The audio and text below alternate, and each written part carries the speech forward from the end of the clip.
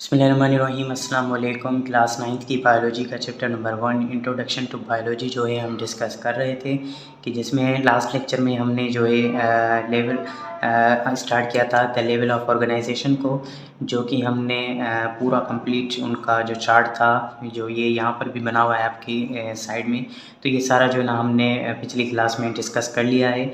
आज जो है हम आपको सिखाएंगे कि उसकी थ्योरेटिकल आपको जो है ना कैसे लिखना है।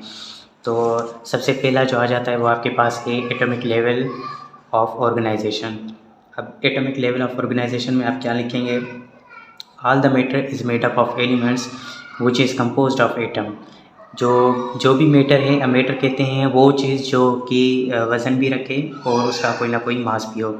जैसे फॉर एग्जांपल आपकी ये पेन ही ले लेंगे। पेन को अगर आप यहाँ पर रखेंगे तो इसका कोई ना कोई मास भी है और ये जो है ना कोई जगह भी घेर रही है, तो ये जो है ना एक मैटर है।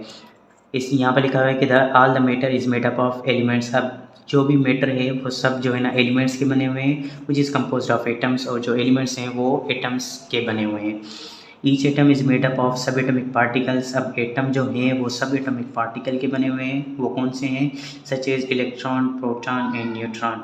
वो कौन से हैं? Electron, proton and neutron. जैसे हमने लास्ट लेक्चर में हमने डिस्कस किया था कि लेवल ऑफ ऑर्गेनाइजेशन में जो सबसे पहले जो थे सब एटॉमिक पार्टिकल थे वो कौन से थे? Proton, neutron and electron. तो वही चीज़ यहाँ पर लिखी हुई है कि वो कौन से हैं? Electron, proton and neutron. In the nature, अब ये जो है ना एक्स्ट्रा चीज़ें लिखी हुई है तो ये आपने लाजमी पढ़नी है। इन नेचर में जो है there are more than 100 kinds of elements and among these 16 elements are called as bio elements. अब नेचर में जो है ना वो 100 के करीब जो है ना एलिमेंट पाए जाते हैं, 100 से भी ज़्यादा, जिसमें से 16 एलिमेंट्स जो हैं वो उनको हम कहते हैं बायो एलिमेंट्स। और उन 16 एलिमेंट्स में भी जो है only 6 elements such as carbon, hydrogen, oxygen, nitrogen, sulphur and phosphorus are called basic elements of life. अब उन 16 में से भी ये जो 6 हैं इनको हम कहते हैं कि ये बेसिक एलिमेंट्स ऑफ लाइफ हैं। तो ये भी जो है ना MCQ का ही एक पार्ट है कि ये कौन से 6 एलिमेंट हैं जो कि बेसिक एलिमेंट्स हैं। यहाँ टोटल कितने जो है ना वो बायो एलिमेंट्स कितने हैं? तो बायो एलिमेंट्स 16 हैं और बेसिक एलिमेंट्स जो हैं वो 6 हैं। वो हैं carbon, hydrogen, oxygen, nitrogen, sulphur and phosphorus. उसके बाद हमारे दूसरा जो स्टेप था वो था molecular level of organisation. Molecules are formed by the binding of atoms. जब एटम्स जो हैं आपस में बाइंड हो जाते हैं तो वो मिलकर बनाते हैं मॉलिक्यूल। जैसा कि हमने यहाँ पर डिस्कस किया था कि इलेक्ट्रॉन, प्रोटॉन, न्यूट्रॉन मिलकर बनाते हैं एटम और एटम्स मिलकर बनाते हैं मॉलिक्यूल। तो इनफॉर्म बाइंडिंग ऑफ एटम्स मिलकर बनाते हैं molecule. These organic molecules of cells are called as biomolecules. इनको हम बायोमॉलिक्यूल्स कहते हैं। These are constructed in great variety and complexity. There are classified as micromolecules and macromolecules. तो इनको जो है ना हमने मैक्रोमॉलिक्यूल और माइक्रोमॉलिक्यूल में जो है ना क्लासीफाई किया हुआ है। जैसे हमने लास्ट लेक्चर में पढ़ा था कि एटम्स मिलकर बनाते हैं मॉलिक्यूल, और मॉलिक्यूल के हमने जो है ना 2 क्लासिफिकेशन पढ़ी थी। एक पढ़ा था हमने मैक्रोमॉलिक्यूल्स और दूसरा हमने पढ़ा था माइक्रोमॉलिक्यूल्स। Glucose, amino acids and fatty acids are micromolecules, whereas carbohydrates, protein and lipid are macromolecules. The units of micromolecules combine together to form macromolecules. अब ये भी हमने लास्ट लेक्चर में जो है ना डिस्कस किया था कि मॉलिक्यूल जो है वो है, एक है हमारे पास मैक्रोमॉलिक्यूल्स और दूसरे हैं माइक्रोमॉलिक्यूल्स। माइक्रोमॉलिक्यूल्स हमारे पास glucose, amino acids and fatty acids हैं। मैक्रोमॉलिक्यूल्स जो हैं वो हमारे पास कार्बोहाइड्रेट, प्रोटीन एंड लिपिड्स हैं। अब लिखा हुआ है कि ये जो माइक्रोमॉलिक्यूल्स हैं ये जब आपस में कंबाइन होते हैं तो ये मिलकर बनाते हैं मैक्रोमॉलिक्यूल्स। जैसे ग्लूकोज है, ग्लूकोज जो है ना डिफरेंट बहुत सारे ग्लूकोज जब आपस में मिल जाएंगे तो वो मिलकर बनाएंगे कार्बोहाइड्रेट। इससे ही अमीनो एसिड जो बहुत सारे आपस में मिलेंगे वो बनाएंगे प्रोटीन, एंड फैटी एसिड्स आपस में मिलकर बनाएंगे लिपिड्स।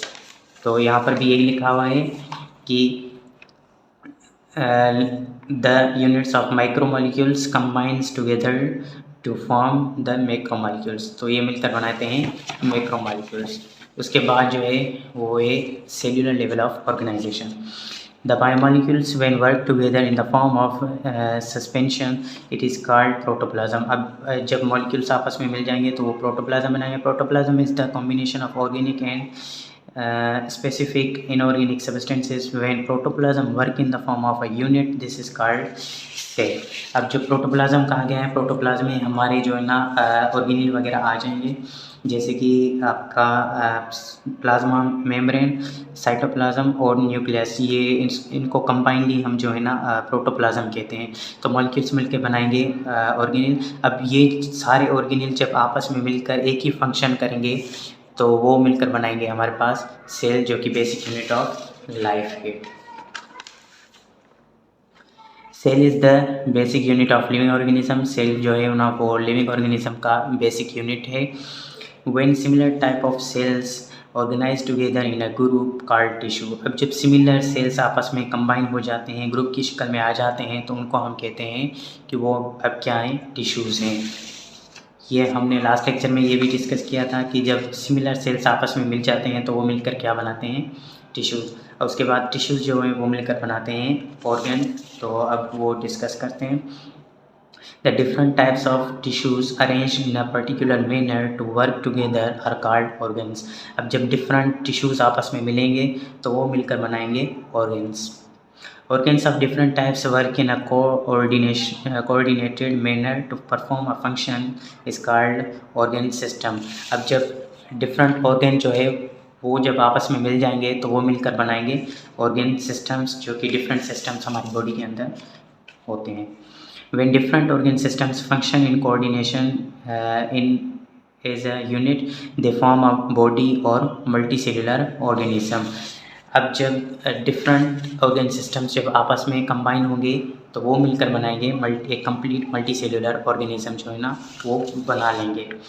तो ये जो हमने सारा डिस्कस किया था वो सारा हमने थ्योरेटिकल फॉर्म में भी डिस्कस कर लिया है. उसके बाद ये अभी आगे भी जो है ना ये ऑर्गेनाइजेशन चल रही है जिसको हम टेक्सोनोमिक लेवल ऑफ ऑर्गेनाइजेशन करते हैं, जो कि हम इंशाल्लाह नेक्स्ट क्लास में जो है ना उसको डिस्कस करेंगे. तो ये थी थ्योरेटिकल फॉर्म जो हमने लास्ट लेक्चर में पढ़ा था, उसका थ्योरेटिकल फॉर्म. तो अभी इसका जो नेक्स्ट पार्ट जो भी रहता है वो हम इंशाल्लाह नेक्स्ट लेक्चर में कवर करेंगे. तो मिलेंगे आपसे नेक्स्ट लेक्चर में. तब तक दीजिए इजाज़त. अल्लाह हाफिज़.